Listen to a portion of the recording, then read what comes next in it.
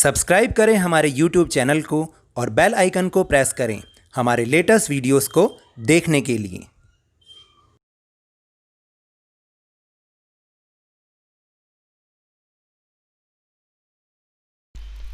Hello and welcome to Lavneesh sir की class.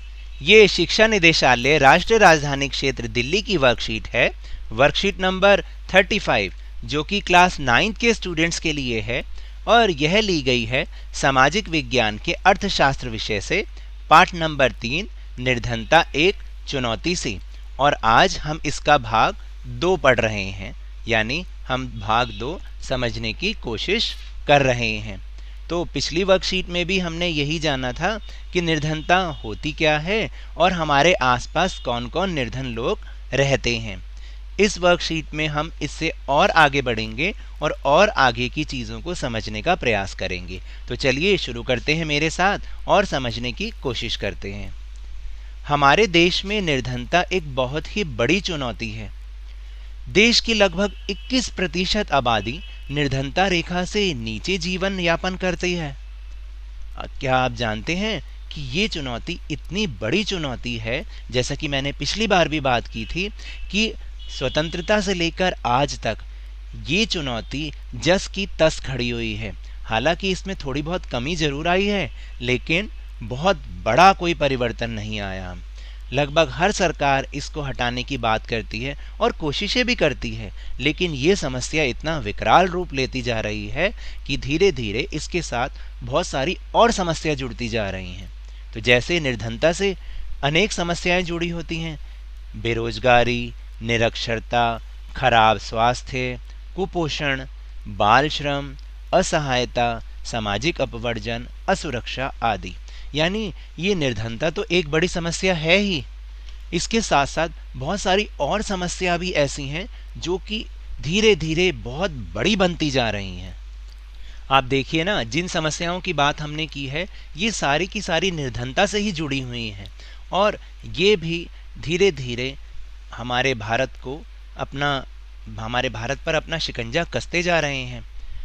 अंतर्राष्ट्रीय निर्धनता रेखा के अनुसार प्रति व्यक्ति $1.9 प्रतिदिन से कम पर जीवन निर्वाह करने वाले व्यक्ति निर्धन माने जाते हैं। तो अब देखिए, जो अंतर्राष्ट्रीय परिदृश्य में अगर कोई व्यक्ति $1.9 प्रतिदिन से कम पर जीवन अपना निर्वाह कर रहा है तो वो व्यक्ति निर्धन माना जाता है। तो फिर इसके अनुसार तो भारत अपने पड़ोसी देशों से भी पीछे है।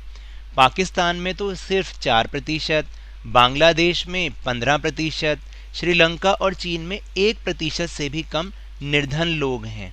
तो देखा आपने कि किस तरीके से भारत जो है वो अपने पड़ोसी देशों से भी इस मामले में बहुत पीछे चल रहा है, क्योंकि जो इसके पड़ोसी देश हैं वहाँ पर इसका प्रतिशत यानी निर्धनता का प्रतिशत बहुत ही कम है, जो कि भारत से तो काफ़ी कम है।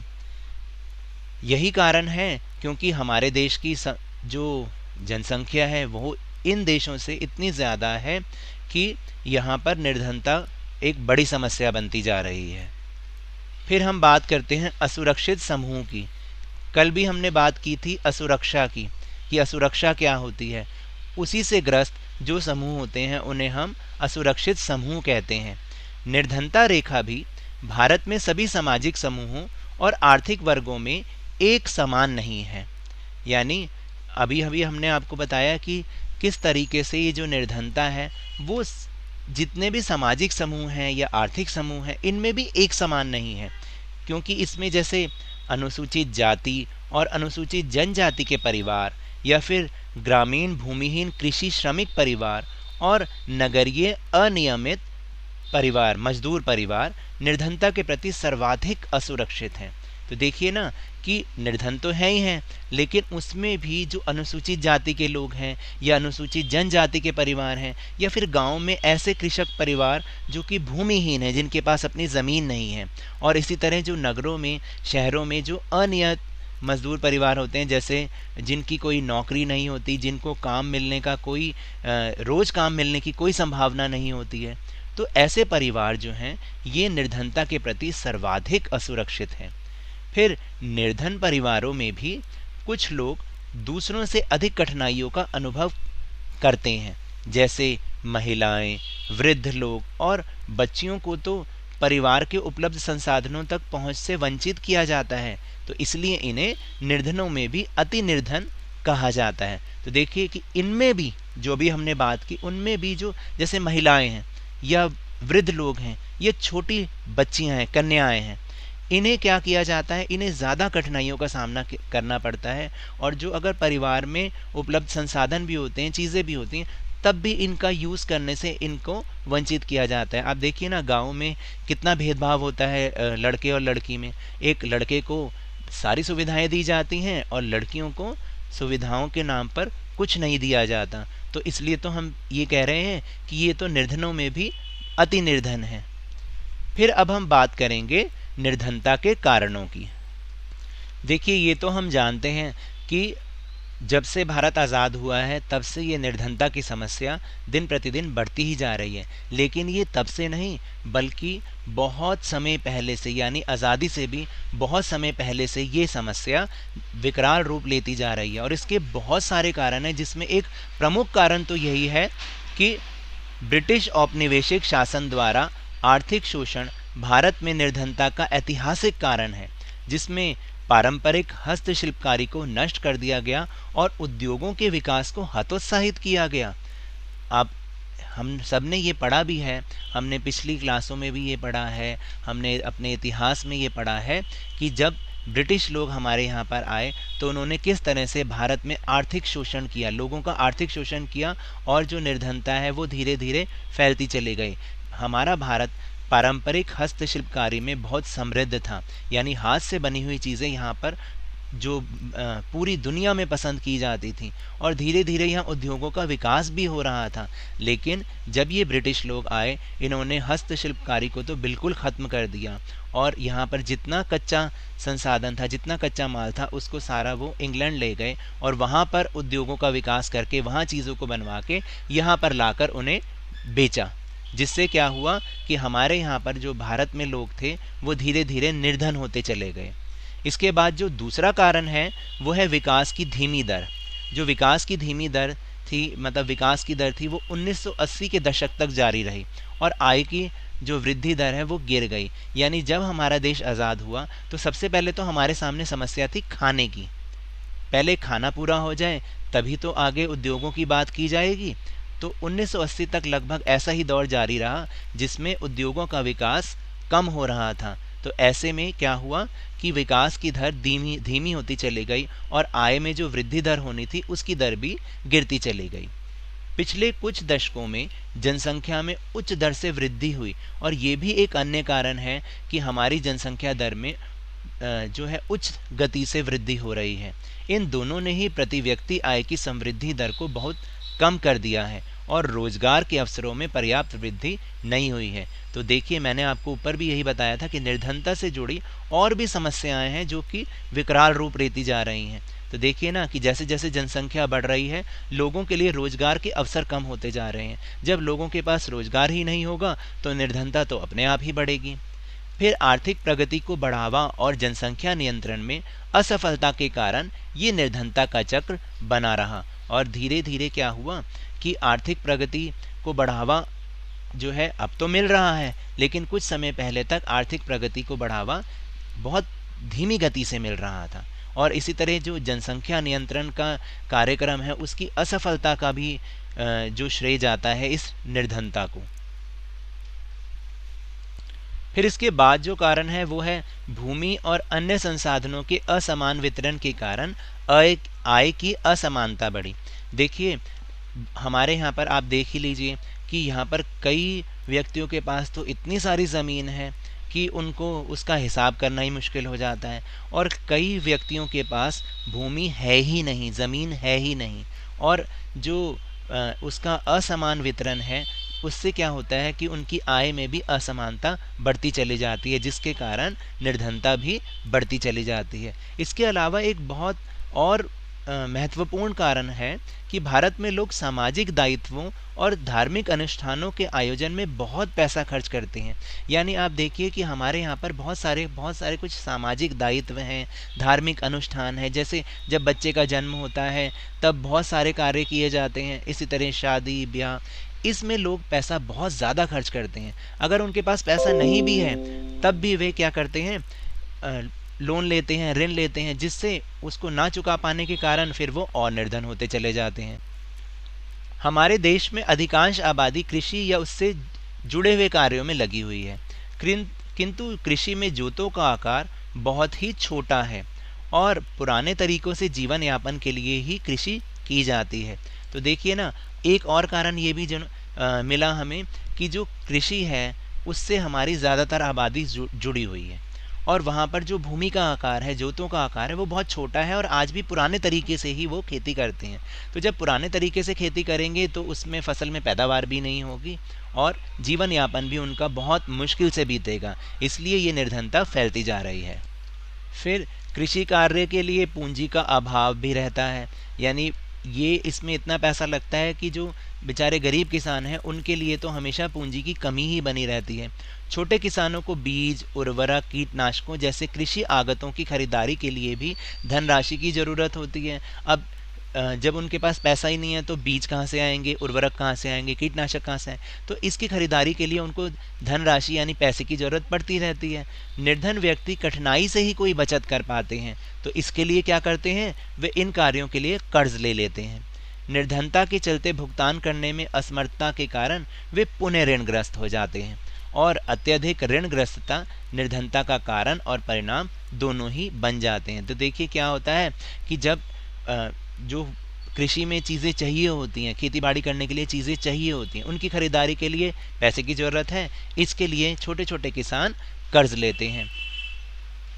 फिर गरीब होने के कारण वो इन कर्ज़ों को चुका नहीं पाते और इसके लिए और ऋण ले लेते हैं, जिसके कारण एक ऋण जाल बन जाता है और वो इस ऋण जाल में फंसकर रह जाते हैं और ज़्यादा गरीब हो जाते हैं। तो इसीलिए कहा गया है कि अत्यधिक ऋणग्रस्तता निर्धनता का कारण और परिणाम दोनों हैं। यानी बहुत ज़्यादा लोन लेने से क्या होता है कि हम निर्धन होते चले जाते हैं। तो ये तो थी हमारी आज की वर्कशीट, इसके टॉपिक। अब हम चलते हैं अपने प्रश्नोत्तर की ओर। तो पहला प्रश्न है कि पड़ोसी देशों की तुलना में भारत में निर्धनता का अनुपात अधिक है, इसके क्या क्या कारण हैं? तो इसका उत्तर कुछ इस प्रकार से है कि पड़ोसी देशों की तुलना में भारत की जनसंख्या बहुत अधिक है। भारत में निर्धनता एक बहुत बड़ी चुनौती है।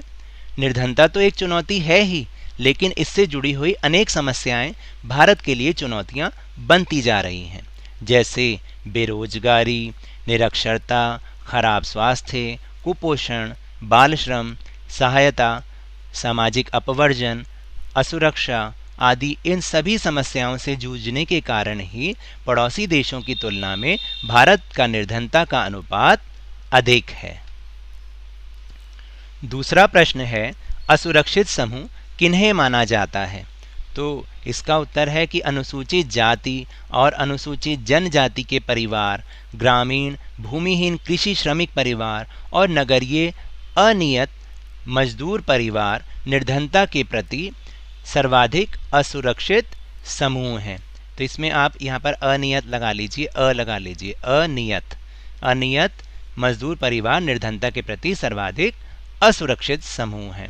फिर इसके बाद एक प्रश्न है, वह है कि निर्धनों में भी निर्धन कौन हो सकते हैं और क्यों? तो इसका उत्तर है कि महिलाएं, वृद्ध लोगों और बच्चियों को निर्धनों में भी अति निर्धन माना जाता है।